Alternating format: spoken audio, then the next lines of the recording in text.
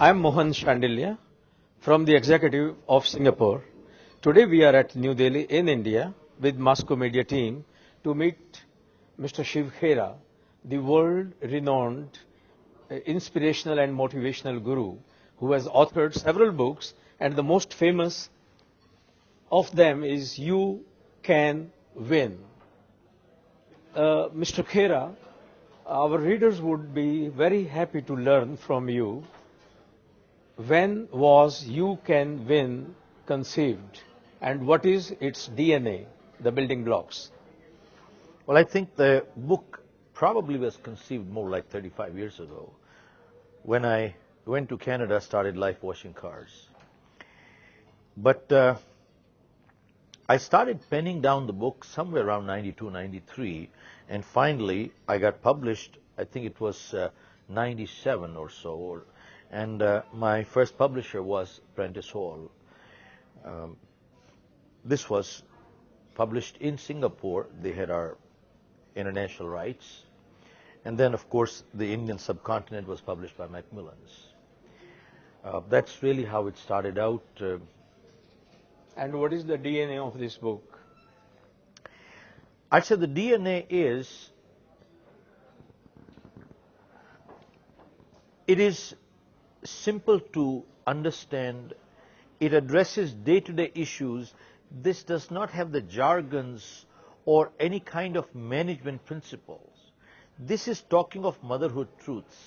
And really, if you analyze any management principle, they might label it as management principle, but they are all really motherhood truths. So what we have done here is really brought those homegrown truths out to the public.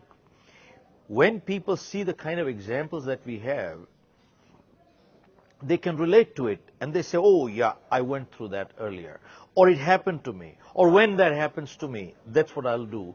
So immediately it brings people to reality and they say, okay, this is not something that is new to me, or it is theory that I cannot put to practice. You close the door, go out right now, and you start putting into practice. So these are based on universal truths, eternal truths that cross country, cross culture, and cross religion.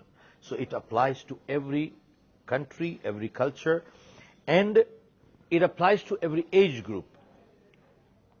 And it applies to every profession too. Because how can a salesperson be a good salesperson without a good attitude? How could an executive be a good executive without a good attitude? How could even a housewife be a good housewife without a good attitude? Therefore, it is addressing issues on attitude, leadership, motivation, and values. That reminds me, when you speak of attitude, you were delivering a speech in Singapore, and there was a taxi driver, I think Henry. That's right. And when he did not know the right way to their destination, though his meter showed $11 or something more than $11, but he charged $10. That is correct. And you were pleasantly surprised to learn from him that yes, it is legally correct to charge $11, but ethically wrong. So I'm charging you honestly $10. Very true. And in fact, Henry is still with me after 15 years. And important thing is, what he said after that was very crucial. He said, I am not a taxi driver. I'm an ambassador of Singapore without a diplomatic passport. So nice. I think that was talking in terms of pride in the country, and that is what picks up any society, any nation together, because they always look at the larger interest. And when there's a larger interest, that is the time people go beyond themselves. They stop just thinking me, myself, my family. They go a lot beyond. And in fact, having worked with some Japanese companies, they go a step further. In fact, to them, responsible behavior is quality product, responsible behavior is considered patriotic.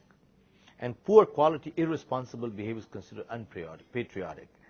And to them, pride in the country comes important. Now, Pride in the country does not mean that my country is better than yours. That's a very narrow negative meaning. Very true. Pride in the country means to them, anything made in Japan carries the respect and dignity of every Japanese citizen. Now that is a very positive way which you take pride in performance, pride in your nation, and that's what carries them forward. And the same kind of pride I saw in Singapore too. Yes. Look at this kind of behavior in the taxi driver. What prompts him? Takes pride in his nation. Well, we are very lucky to have you in India, and I hope Indians will also adopt that healthy attitude. I just hope too. That's important. What is your experience while you have been in India after you returned from USA? Well, I am in and out, but I think India still has a long way to go. And most important thing is, I find most Indians are honest. They have become victims of crime. They're not partners in crime. I'll share with you a little example.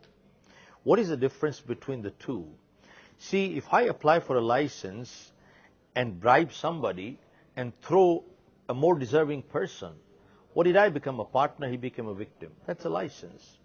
But you see, when you talk in terms of life and death situation, you take somebody to the hospital, and they're bleeding, nobody cares. But if you bribe somebody, they take him right away. Your principle says you would not bribe. Question is, would you let him bleed to death or would you bribe? Now, I would say I would bribe, and many people would bribe. Legally, I just became a criminal, but ethically, I just saved a life, didn't I? Question is, am I a partner or did I become a victim of crime? Now, you look at Gandhi's life. He broke every British law. Anybody who breaks the law commits a crime. Then he was the biggest criminal. He said, beyond the law of land, there's the law of humanity too, which is more important. So keeping that in mind, by and large, you find invariably in corrupt countries, to do legal things, people do illegal things. And when you talk of systems in India, including the judiciary, in fact, how can a democracy ever function without a good judiciary? And you find, I think, that those are some basics missing. You heard one of the judges say that the number of pending cases that are there in India, it will probably take 370 years to clear the backlog. 370 years. You know something, they keep talking of justice denied is justice delayed is justice denied. No, I say justice delayed is democracy denied. Oh, yes.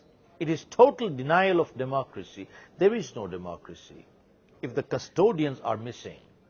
And the reality stands that custodians are missing. That is true. But the laws are there to take care of these problems. What is your reading? Why they have the power, but they don't seem to use that power? Well, it comes back to, show me one country in the world that does not have a law against littering.